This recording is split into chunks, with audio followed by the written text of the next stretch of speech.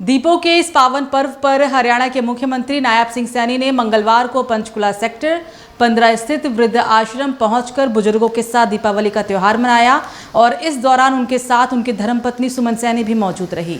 मुख्यमंत्री ने खुद फुलझड़ियां जलाई, पटाखे जलाए और आश्रम में रह रहे वरिष्ठ नागरिकों को मिठाई और उपहार भेंट कर त्योहार की शुभकामनाएं दी। उनके साथ हरियाणा विधानसभा के पूर्व अध्यक्ष ज्ञानचंद गुप्ता, बीजेपी जिला अध्यक्ष अजय मित्तल और पार्षद जय कौशिक भी उपस्थित रहे। वृद्ध आश्रम पहुंचते ही मुख्यमंत्री और उनकी पत्नी का स्वागत बुजुर्गों ने फूलों और तालियों की गूंज के साथ किया। आश्रम में दीपों और रंग बिरंगी लाइटों से सुंदर सजावट की गई थी।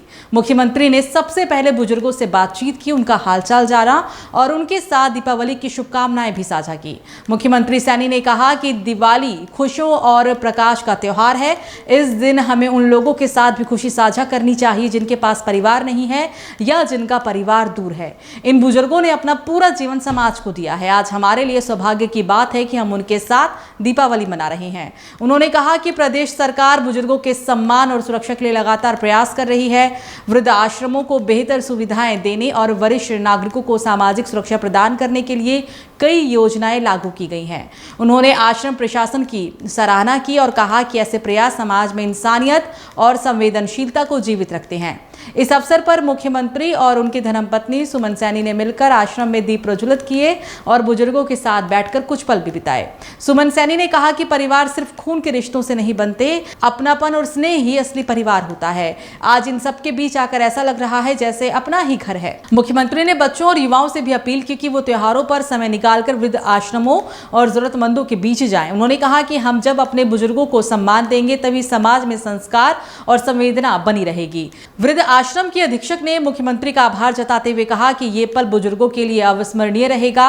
उन्होंने बताया कि दीपावली के इस अवसर पर आश्रम के 60 से भी अधिक वरिष्ठ नागरिकों के चेहरे पर मुस्कान देखने को मिली। कई बुजुर्गों ने मुख्यमंत्री के साथ दीप जलाए, हाथों में फुलझड़ी ली और बच्चों की तरह खिलखिला उठे। ज्ञानचंद गुप्ता ने कहा कि सरकार के साथ साथ समाज के हर वर्ग को बुजुर्गों की देखभाल की जिम्मेदारी उठानी चाहिए। उन्होंने कहा कि त्योहार सिर्फ सजावट और मिठाइयों से नहीं बल्कि प्रेम और सम्मान से भी विशेष बनते हैं। बीजेपी जिला अध्यक्ष अजय मित्तल और पार्षद जय कौशिक ने भी बुजुर्गों को दीपावली की शुभकामनाएं दी। कार्यक्रम में आश्रम के बुजुर्गों के लिए विशेष सांस्कृतिक प्रस्तुति भी की गई। स्थानीय बच्चों ने दीपावली से जुड़ा एक छोटा नाटन मंचन भी पेश किया जिसमें अंधकार पर प्रकाश की विजय का संदेश दिया गया। बुजुर्गों ने तालियों से बच्चों का उत्साहवर्धन किया। कार्यक्रम के अंत में मुख्यमंत्री ने आश्रम में वृक्षारोपण भी किया और बुजुर्गों के साथ सामूहिक दीप प्रज्वलन में हिस्सा लिया।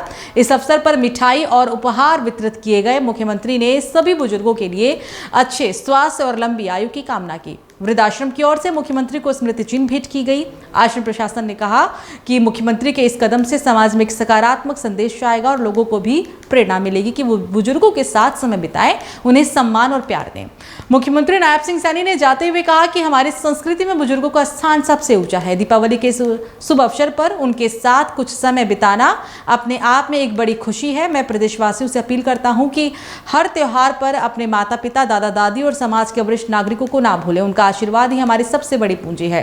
कार्यक्रम के दौरान सुरक्षा और व्यवस्थाओं के कड़े इंतजाम किए गए थे। पूरे आश्रम में रोशनी और दीपों से वातावरण अलौकिक हो उठा। बुजुर्गों के चेहरे पर खुशी और अपनापन झलक रहा था।